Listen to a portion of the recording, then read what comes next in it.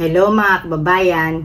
So guys, lumabas na rin sa bibig ni Sara Duterte na hindi pala siya naniniwala sa Diyos. Kasi guys, matapos niyang magbigay ng press con kung saan sinabi niya na si PBBM may pupugutan niya ng ulo, tapos huhukayin niya yung bangkay ni Ferdinand Marcos Sr. at itatapon niya sa West Philippine Sea. Yun, sinabi niya, nung nandoon siya, nakakulay green pa nga siyang gown, diba?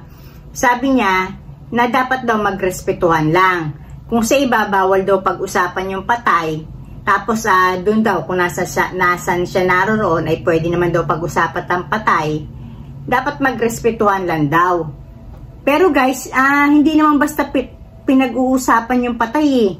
Ang ginawa niya doon sa patay na si Ferdinand Marcos Sr. ay nilibak niya. Ininsulto niya, di ba? At pinagbabalakan pa niya ng masama. Kasi balak niya daw hukayin, no? One of these days, no? Ang bangkay ni Ferdinand Marcos Sr. at itatapon niya sa West Philippine Sea. So guys, dito, hindi niya pinag-uusapan ng basta lang. Nililibak na niya.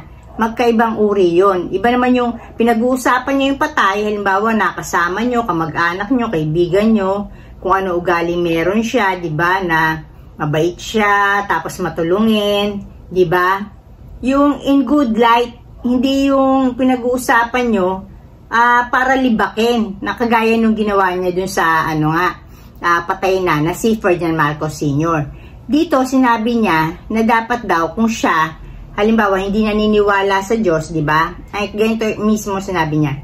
Kung ikaw naniniwala ka sa Diyos at ako hindi ako naniniwala sa Diyos, dapat respetuhin mo rin ako. So guys, bali lumalabas na sa bibig niya, nahuli natin na hindi siya naniniwala sa Diyos. Kasi kung naniniwala siya sa Diyos, dapat ganito ang sinabi niya.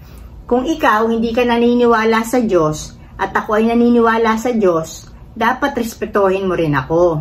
Diba? Dapat ganun na example kung naniniwala siya sa Diyos. So ito yung nakakatakot na parte. Kasi lumalabas hindi talaga siya naniniwala sa Diyos. Kaya pala yung mga actions niya ganyan. Kasi guys, alam nyo, yung actions natin nakadepende yan sa mga beliefs natin.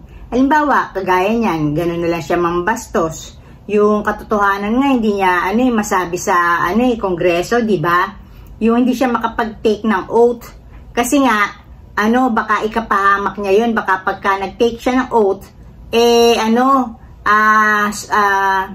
bumumirang sa kanya at makasuhan siya ng perjury sa pagsisinungaling, di ba?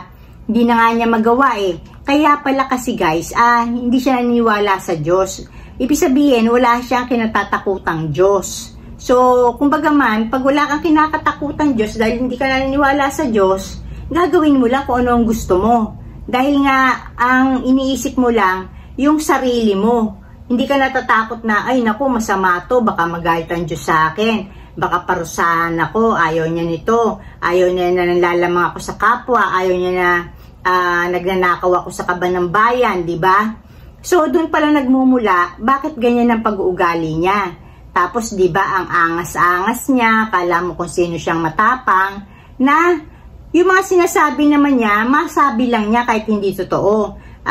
Kumbaga man, talagang congenital liar na siya. Kasi alam nyo guys, sinabi pa niya na si former President Rodrigo Roa Duterte, yung tatay niya, hindi daw nanggigipit ng kalaban. Di ba't pinakulong nga si Senator Laila de Lima, ginawa ng pasinungalingan, kasama itong si Bato. Itong si Bato de la Rosa, talagang akala mo, matino no? Pero talagang dapat maipakulong to sa ICC, itong si Digong at saka si Bato de la Rosa.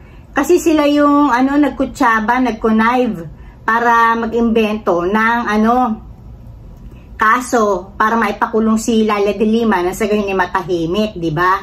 At wag na yung magpralalala tungkol sa mga EJ case nila, lalo na sa Davao, di ba?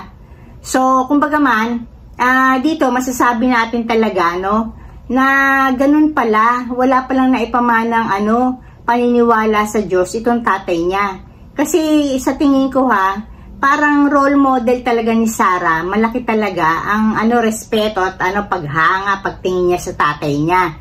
So, kumbaga man, walang naipamana sa kanyang pananampalataya tatay niya. Bagkos, ang naipamana sa kanya, kabastusan, tapang, angas. Kasi nga, sa kanilang, kaisipan, alam naman talaga nila na kayang-kaya nilang pumatay ng tao. Diba? Sa totoo lang ang liit lang ng tingin ni, Sara Duterte doon sa mga, taong nasa Kongreso. Kaya, diba, kung ganun-ganun, kayong lahat, no, laban sa akin lang, mag-isa ako, di ba? Ganun siya umarte.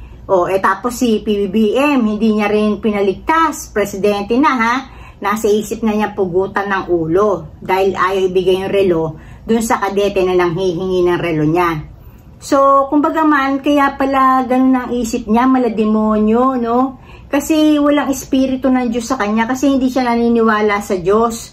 Kumbaga man, nilulukuban siya ng mga may itim na thoughts, yung mga masasamang kaisipan, di ba? Biruin mo para naman kahit masabihin mo na vice president kay, di ba? Para sabihin mong huhukayin mo yung bangkay ng dating presidente. Tapos yung sino ka para umasta ka na ikaw napakataas, samantalang lahat tayo guys. May kanta yung sa ikaw ay tuldok lang. Tayong lahat dito, no? Huwag tayong mag-isip na tayo napakahalaga natin. Mga tuldok lang tayo, no? Na wala tayong value. Alam niyo bakit? Kasi any moment, alimbawa akala mo ngayon healthy ka.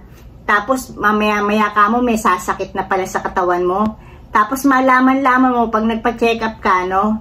Meron ka na palang cancer na stage 4. Tapos noon lang nag-manifest kung kailan na na siya, stage 4 na siya. Hindi ako nag-iimbento ng ganyan So, ibig ko sabihin guys, itong si Sara Duterte, nakakatakot na tao to.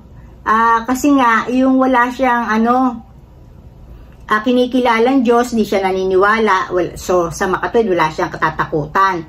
Na anumang gawin niyang masama, in the end, huhusgahan o magkakaroon ng judgment, no? So, dito, pinapakita niya lang kung bakit ganyan ang asal niya. Yung asal niya kasi nagmumula sa paniwala niya na wala siyang magiging accountability sa ating kinikilalang Diyos, di ba? Kumbaga man kasi ang alam lang niya dito sa lupa, no? Na which is pwede niyang gawin ng maibigan niya kasi alam naman talaga niya yung kaya nilang pumatay ng tao. Nandoon yun kasi hindi ka asta ng ganyan kung hindi ka naniniwalang ganun kakalakas. So, kumbaga man, may katotohanan talaga, yung Davao Death Squad na yan. So, kayo, ina-advise ko lang kayo na nakakatakot na tao, ang isang tao, no, hindi lang Sara Duterte, nakakatakot ang isang tao, no, hindi kumikilala sa Diyos. Kasi wala silang kinakatakutan So, yan yung mga tao na maraming mga bad thoughts ang pupunta o maiisip nila na hindi nila yung sasagkaya, hindi nila pipigilan. Kasi nga, wala nang espiritu ng Diyos na nasa kanila Kasi wala nga sila kinikilalang Diyos. So, dito pa lang masabi natin na hindi talaga yung tama na naluklok siya sa pagiging vice-presidente. Much more kung maging presidente pa yan, di ba? Talagang baka, yung mga EJ case talaga, baka hindi lang, yung bilang ng nasa tatay niya. Baka dumoble o trumiple pa. Kasi sa tingin ko, Bengador, etong si Sara Duterte. Lagot talaga yung mga kumakalaban sa kanya pag naging presidente yan. Dahil talaga, maghihiganti yan sa tingin ko. So, ayun lang guys, dito lang ako and blessings everyone. Bye!